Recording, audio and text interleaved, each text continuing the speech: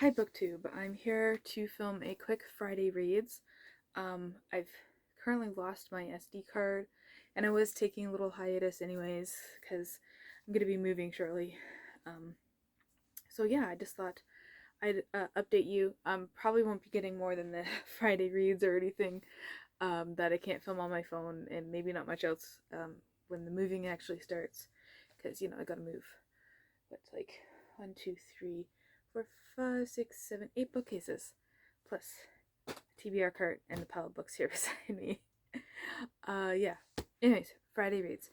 Um, so as always, I got a big, huge stack of books in front of me that I started. This is just the way I find works. Reading works for me to get through as much as I want to get through. So I'm reading Endymion by Dan Simmons. This is book 3 in the Hyperion series. In this one, so far, I'm only 38 pages in. We are following. I can't really spoil it, can I? I can't really tell you much. I was just gonna completely spoil the ending of the second book. Um, but we are following a character from the future. Um, yeah, and it looks like he's traveling with the Shrike. I don't know what's going on here. I'm excited to find out. I gotta trust that Dan Simmons is gonna do what he's done in Hyperion and the Fall of Hyperion, which were amazing, and just trust that it's gonna take me there because right now it's kind of a little weird. Our narrator is not very likable, but isn't. I don't know. He kills a man because the man killed his dog, and I was like, good on you. But then I don't know. Anyways, I'm also reading Letter Perfect: The A to Z History of Our Alphabet um, by David Sachs, and this is pretty cool. I'm still just in the introduction. I haven't gotten to the actual letters yet. But he literally goes through and like dependable D, and there's like a whole chapter on the letter D. He tells you the history of it. He's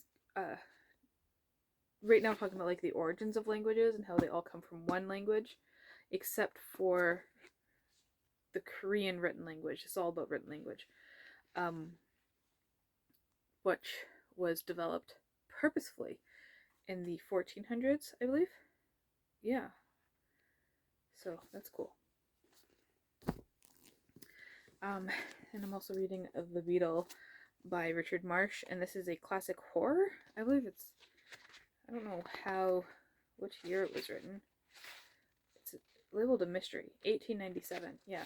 And so far it's about this man who is on hard times, and he seems to get possessed by this weird thing. I don't know exactly what to call it. And it compels him to do stuff. Um, yeah, and there seems to be, if you mention the Beatle, the room goes black and like evil things happen. Um, so it's not that scary yet, but we'll see. I hope it doesn't get scary. And it's interesting, both the Beatle and Endymion have the main character meeting a strange old man. And I was confused trying to remember which description which went with which old man. Yeah, that's the first time that's ever happened to me, that something similar had happened in 2 books, and these are like very different books. Even though I guess like horror is a kind of what's the word? Not just science fiction, speculative fiction. Yeah, I'm also reading Dante's Divine Comedy. It's not just Inferno. Here it's called Hell, Purgatory, and Paradise. And I got this lovely Harvard's Classic Edition. This was translated by Henry F. Carey. And I'm surprised at how readable and understandable it is so far. Of course, right now, I'm just reading for pure plot. I'm not looking for any deeper stuff that I'm not going to get on just a first basic read through. So that's how I'm going with this. Yeah, it is very understandable, especially if you read it out loud. Yeah, and it goes quite fast because the verse compels you to just speak faster. It's pretty cool. Yeah, I got a lot of books here. Have I told you? Yeah, well, I mean, Divine Comedy. Just, I mean, you should know that, I think. Um, then I have this one, The World in Flames by Gerald Walker. And this is subtitled A Black Boyhood in a White Supremacist Doomsday Cult. And that's just like, I was like, yeah, I have to read this. I'm interested in reading about race relations and about religion, and I'm fascinated with cults. So this just kind of like, it's like everything I'm interested in. And this is not this is nonfiction, so this is his actual story. And it's about the Herbert W. Armstrong's Worldwide Church of God, um, and his parents apparently join it. I haven't gotten yet to why. He's it's done as a kind of autobiography, and it's not him looking as an adult at certain things. It's him still picturing himself as a kid in these situations and not explaining what's going on. So you have to take a lot of guesses. Like he preaches at his um at his friend about what did he say? Um oh no, that's a totally different story. Um his friend about like boils and how, you know, if you're not a believer, you're going to be covered in boils. And once you are a believer, and once the tribulation and everything has happened, if you do believe in this specific church, you're going to become a god yourself, and you get to chase around and curse sinners. And like to like a childhood boy that's like, yeah, I'm going to be a superhero, and they talk about like, you know, being Captain America and stuff like that. Um, so it's interesting so far. I hope we get more explanation about this cult because it sounds quite interesting. Like I hope he goes into um, more of the history of it and stuff. If not, I'll have to find something else about it. Um, another book is My Father's Ghost is Climbing in the Rain by Patrizio Prawn. This is about a man with major memory issues. Um, finds out his father's dying, and he's currently in Germany, and he has to go to Argentina to be with his family at this time. But going through this, he ends up finding a lot about his family's history, and you know, it's not all good. So, but his father's obsession with the disappearance of a local man suddenly comes face to face with the ghost of Argentina's dark political past, with the long hidden memories of his family's underground resistance against an oppressive military regime. So that sounds quite interesting. And it's really fast paced. The chapters are really quite short. Like there's one right there, and that is really just a list of books and authors. Um, yeah.